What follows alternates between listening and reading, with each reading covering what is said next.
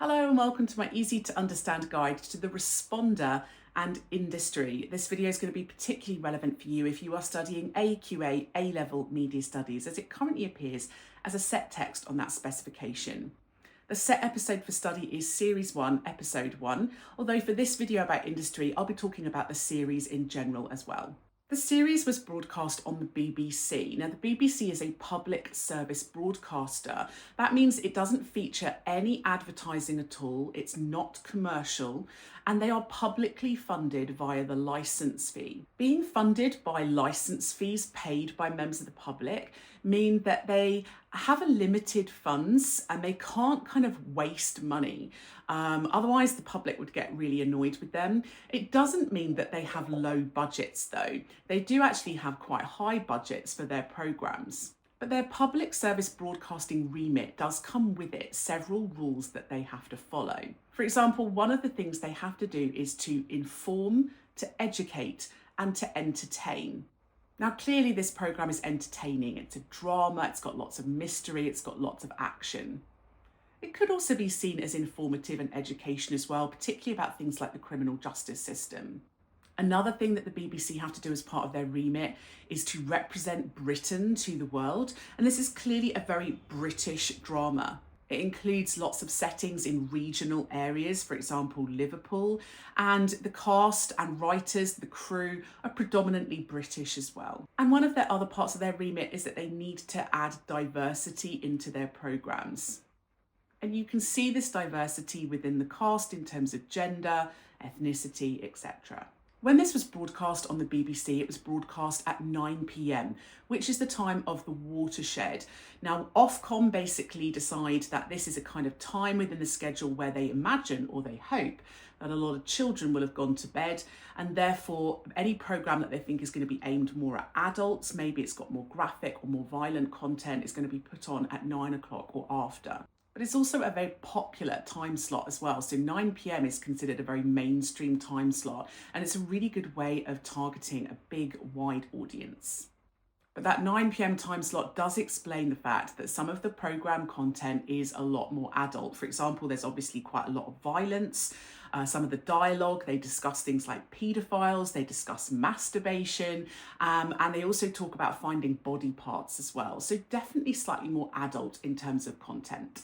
Because it was broadcast on the BBC, it was also available on iPlayer as well, which again helps to target a more global, wider audience. And it was super popular. Episode 1 was seen 6.1 million times in 2022, so a very popular series. Although one of the issues with the fact that it's on iPlayer means that there's no scheduling on iPlayer, you can watch it whenever you want. And so perhaps that calls into question some issues to do with regulation. There's no watershed, so younger audiences could very well get hold of this episode online much earlier than 9 p.m. It's quite typical for the BBC to commission series from other production companies. The BBC actually commissioned this series from Dancing Ledge Productions. Now, Dancing Ledge Productions have a kind of mission statement, I guess, on their website. Their goal is to tell stories that are bold, mischievous, entertaining, visceral, and universal. And this programme, The Responder, fits quite well into that remit. Dancing Ledge Productions is owned by Fremantle, which is a really big media production company. They've handled a huge amount of programming in the past, which has been very popular. And Fremantle also handled the global distribution for the series too. It was distributed quite widely all around Europe, to Canada, to America, and to parts of Africa as well. With any new series, you do have to try and mitigate risk. You want to try and bring in as wide an audience as possible so that it is as popular as possible. And when it's a new series and audiences don't know anything about it, one of the ways in which you can do this is by casting some well-known celebrities in your series.